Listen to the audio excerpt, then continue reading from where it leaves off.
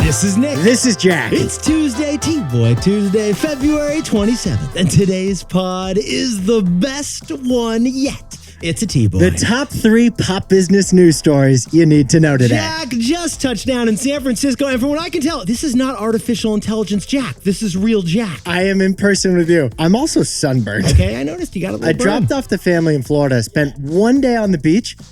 In 2 hours, I got brutally sunburned. Jack, I have something for you. One sec. I brought it's sunny here too, so I got some sunscreen for you. How did you know I did this? A little aloe, just a little SPF aloe. 50 is what my minimum SPF is. In the meantime, Jack is here. We've got a fantastic show for you. Jack, first story, what do we got? For our first story, IKEA is launching its own IKEA decorated co-working space called Hey. Because IKEA is trying to pull off a WeWork. For our second story, the brilliant investor Warren Buffett just issued his 60th annual letter to shareholders. So Jack and I read all 6,889 words, so you don't have to. For our third and final story, guess what coffee chain is the fastest growing chain in America? Who is it, Jack? Dutch Bros. Dutch Bros. Dutch Bros did the opposite of Starbucks and Dunkin', and now Dutch Bros are catching up to Starbucks and Dunkin'. But besties, before we hit that wonderful mix of stories. What a fantastic mix of stories. You're glowing right now. We can save the sunscreen. You know, sometimes you're rolling across your feed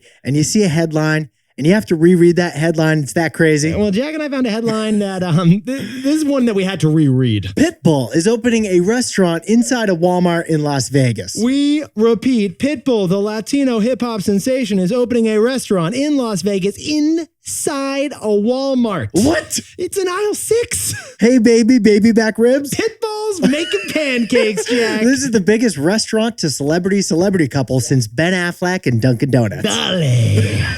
Now, one more twist to that headline. What do we got, The Jack? restaurant is called Miami Grill. Okay, but this restaurant is in Las Vegas, and it is inside a Walmart. And if that wasn't confusing enough, here's another twist. Get this. Back in 2012, Pitbull partnered with Walmart on a fan sweepstakes. Do you remember that? Pitbull promised he would perform a live concert at whatever Walmart location got the most likes on Facebook. And 12 years ago, the internet messed with him and sent him to do a concert in Alaska. So the Miami native Pitbull had to go to Kodiak, Alaska to perform a concert in a Walmart because of Facebook. Well, it all comes full circle because 12 years later, Walmart again is partnering with Pitbull on a restaurant in a Walmart. They're two of the most confusing headlines we've ever encountered. But yet, before you go all Gordon Ramsay on reviewing this new restaurant, Jack and I should point out, Pitbull has some innovation here. Many celebrities have owned a restaurant before. Yeah. But this is the first celebrity restaurant inside a retail chain. The way Jack and I see it, this Pitbull Walmart restaurant is kind of like Taylor Swift opening up a cafe in Target. or J-Lo opening a juice bar inside a Best Buy. So let's get the brainstorming juices flowing. Yeah, Yetis for TBOY Tuesday. Jack and I want to know. What celebrity, not Pitbull, should open up a restaurant? And what retail chain should they open that restaurant in? What should the next great restaurant and celebrity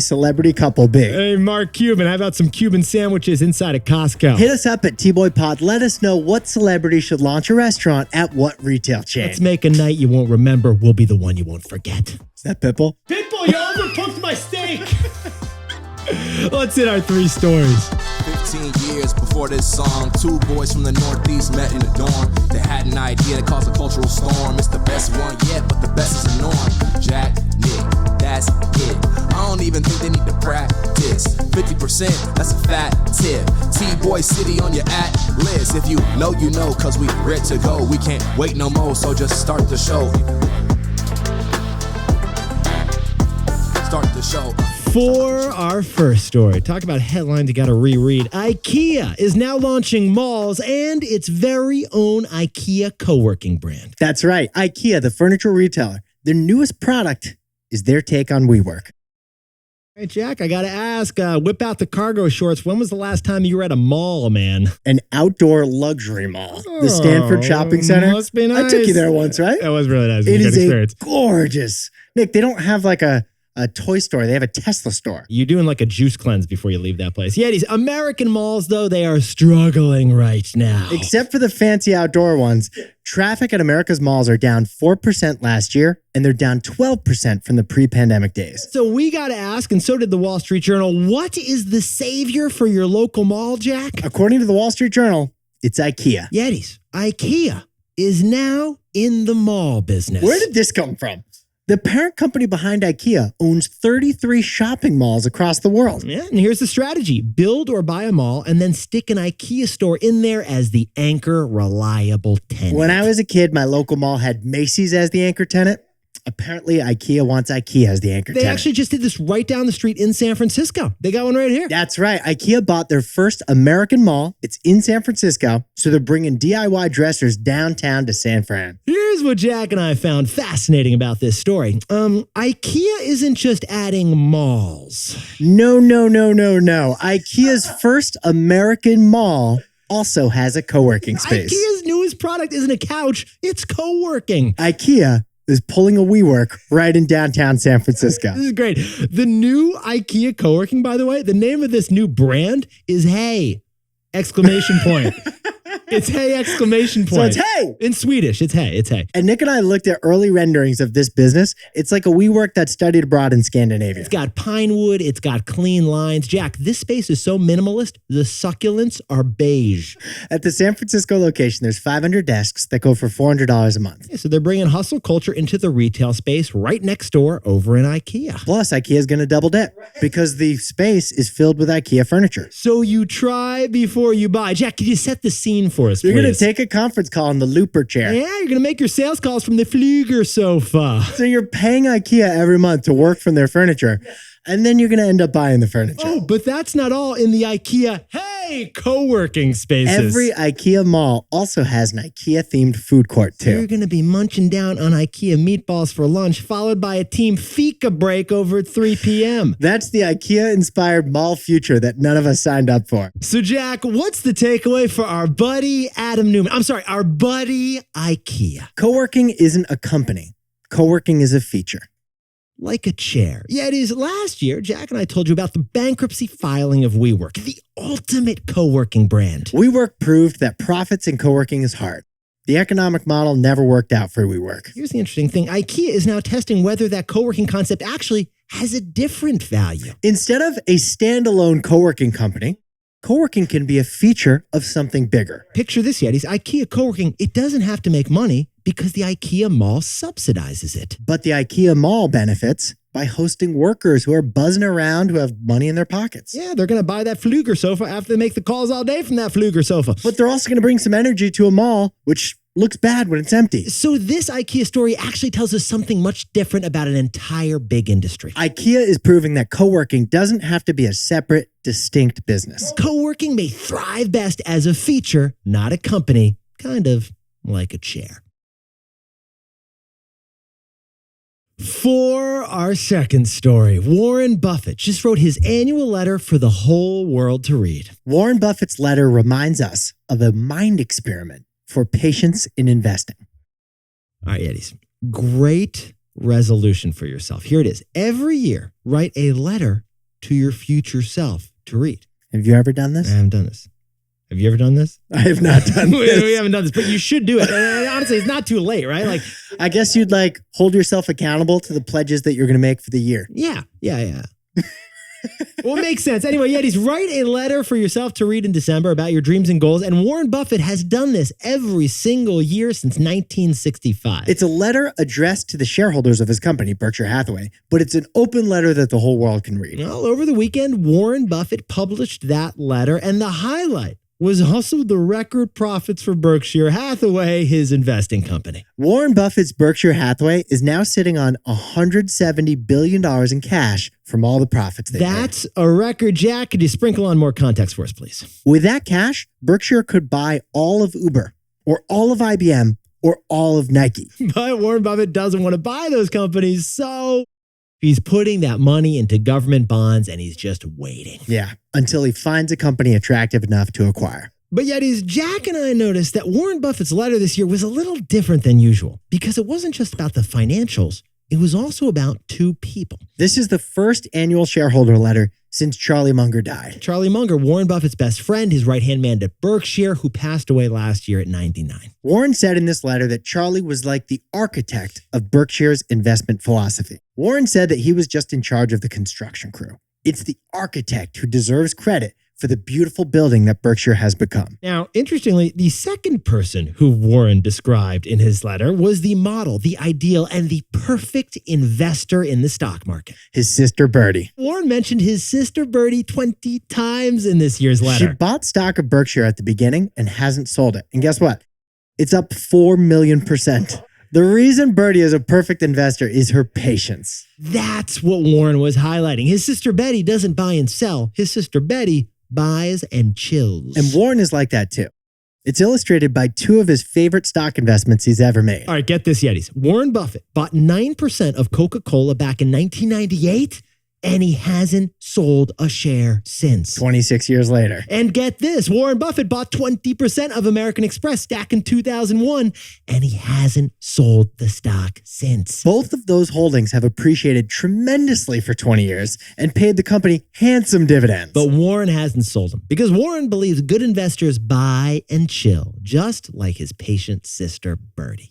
And I love the takeaway that's coming up right now. So, Jack, what's the takeaway for our buddies who are anyone in the stock market? This story reminds us of Warren Buffett's 20-slot rule for investing. Yeah, one way to think about investing is if you had a ticket, but with only 20 slots on that ticket that could be punched. Think about it. Each time you buy a stock over the course of your life, you have to punch one of those 20 slots. And you only have 20 slots for the entirety of your life. So it's like if you could invest 20 times in your life, that means you'd be really careful with those 20 investments because you only have 20. You wouldn't jump on some investing trend you saw on Twitter just because everyone else was jumping on that trend. Yeti, sit down, stand up, and sit down and let this sink in. If you could only make 20 stock trades in your whole life, what would you make? That's the kind of philosophy that would really make you think about what is the company I want to own. Warren Buffett's 20-slot rule is a mental exercise for how we could think about investing. It's a lesson in patience, which is perhaps Warren's #1 investing strength. And it's definitely Bertie's. For our third and final story, the #3 coffee chain in America, guess what? It's Dutch Bros. And Dutch Bros is beating Starbucks and Dunkin' Donuts in all the crucial coffee categories. For coffee. Yeah, it is Dutch Bros. It was founded back in 1992 in Oregon. They started, get this, as a pushcart coffee truck. It was 2 brothers. They started the company, and they used to work on dairy farms. So they called the company Dutch Bros. Yetis, today, Dutch Bros is a publicly traded coffee chain grown from the West Coast to the East Coast. They just announced that their sales grew 28% last quarter. And in just the last 3 months of last year, they opened 37 new locations. But we noticed that Dutch Bros still act a lot like bros. It's heavy on the bros. They don't have baristas. They call their baristas broistas. Yeah, and actually, when they IPO'd, Jack and I noticed they mentioned the word mind-blowing 9 times in their official Wall Street IPO paperwork. Their signature coffees sound less like drinks, more like wrestlers. The Annihilator. Double torture. Jack, can I interest you in the Caramelizer? How do you take your coffee, by the way? Stone Cold Iced Stone Cold Steve Austin. These are all on the menu at Dutch Bros Coffee. Now, yet he's added all up, and everything about this company we kind of love, but it doesn't sound that serious. But the numbers, they do sound serious. Get this, Yetis. This company, Dutch Bros, has 831 locations. That is twice as many as our buddies over at Krispy Kreme. And they're growing so fast. They have doubled the number of locations since their 2021 IPO. Oh, FYI, you can't open a new Dutch Bros location unless you've worked there as a broista. It's baptism by the bean, but they hope to open 4,000 U.S. locations before it's all said and done. Let's jump further into the numbers. Starbucks and Dunkin', they're much bigger than Dutch Bros. They have 16,000 and 9,000 U.S. locations. But per capita, Dutch Bros is the largest coffee chain in America. Their revenue per location is tops at $1.9 million. Jack, could you sprinkle on some cinnamon and context for us? They make twice as much money per location as Starbucks does. Dutch Bros is twice as lucrative per store as Starbucks. Plus, 65% of orders come from members of Dutch Bros loyalty program, Dutch Rewards. Oh, and how does that compare to our buddies over at Starbucks? Everyone wants orders happening in the loyalty program. Dutch Bros is twice as high as Starbucks. Holy frappuccino. Starbucks only has 35% of orders coming from their loyalty program. That's decaf. So, Jack, what's the takeaway for our buddies over at Dutch Bros? Resisting conformity is a competitive advantage. Be yourself. That's what we're trying to say. Be yourself. If resisting conformity is a competitive advantage. Okay. Be yourself. Yetis, how does Dutch Bros sell twice as much as the average Starbucks location? It's because every Dutch Bros location is drive-thru and pickup only.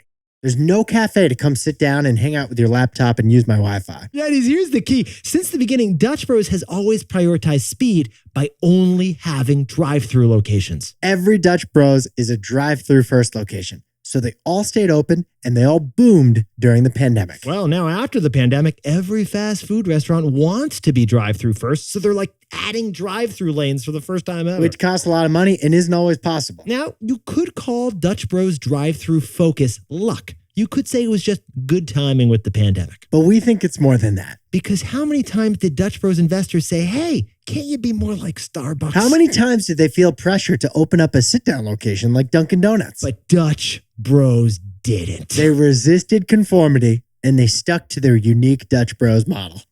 In other words, be yourself. That's the lesson here.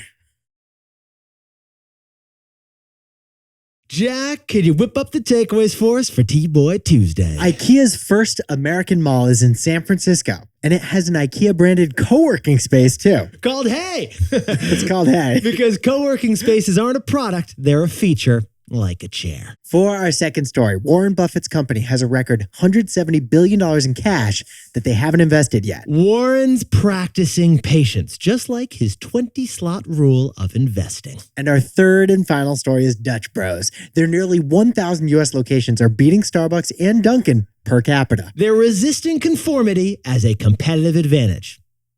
They're being themselves. Be yourself. But Yetis, this pod's not over yet. Here's what else you need to know today. First, Ben, the Bitcoin jumped past $54,000 yesterday for the first time in over 2 years. It's not clear why Bitcoin is rallying, but the rally has pushed the stocks of Coinbase and Robinhood up quite a bit this week. And second, were you affected by the major phone outage from AT&T last week? AT&T wants to say they're sorry. So they're giving everyone affected $5 of bill credits. That's it. $5. And finally, Albert Einstein School of Medicine in the Bronx just got, get this, a $1 billion donation. It's from a former professor, and she has one condition: free tuition in perpetuity. If you want to study medicine at Albert Einstein, you'll never pay tuition again. Thanks to this wonderful donation. Now, time for the best fact yet. This one sent in by Rob Pena in lovely St. Pete's, Florida. Have you wondered why we have leap years? Well, the Earth takes exactly 365 days, 5 hours, 48 minutes, and 45 seconds to circle the sun. The occasional February 29 ensures we don't lose 6 hours every year. Without a leap year system in place, the accrual of these 6 hours every year would eventually cause the seasons to completely drift from their alignment. For example, summer in the United States starts around June, but without leap years, after a few hundred years, we will have summer in November. Leap year, it's the great corrector. Apparently, if we didn't have leap year, we wouldn't have Christmas, Jack. We'd have Christmas in July, actually, which was always my dream growing up. Yeah, it is leap year week, so we are getting the leap year day later this week. Thursday, we get one extra day of February than usual. Which means we're going to shout out some Yetis for birthdays who we haven't shouted out in 4 years, I know, Jack. Our buddy Steve Harden, we went to college with him. He's turning 9. He's a college graduate who's 9 years old. Yetis, you looked fantastic today. And remember, for TBOY Tuesday, we want to know what celebrity should open up what restaurant in what retail location. Adam Sandler should open a Subway restaurant at the PGA golf stores. If Pitbull can serve a medium rare steak in aisle 6, then Adam Sandler can pull it off too. If you know, you know. HYH TBOY. Nick and I will see you tomorrow.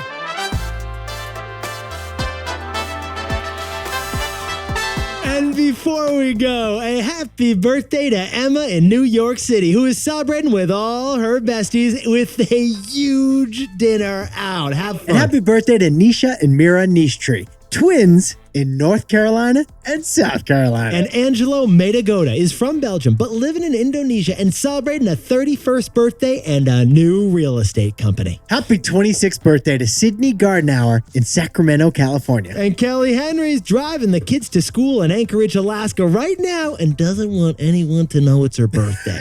We'll keep it between us. And congratulations to the UNC fencing team, who just beat Notre Dame to win the national championship. And Matthew Chapa just hit 1,000 subscribers on his YouTube channel, Low Budget Logistics. And bon voyage and good luck to Steve Rapepi, who's flying to Japan for the Tokyo Marathon. And Jonathan and Cassie Howley just bought a home in Knoxville, Tennessee with room for their 2 puppies. And congratulations to Joe and Alexis Neumann, who just had their first baby up in Minnesota, Evander Aurelius James Newman. And get this, Evander was born at 2:42 a.m. on 2/24/2024. That boy is already a living legend, T-Boy.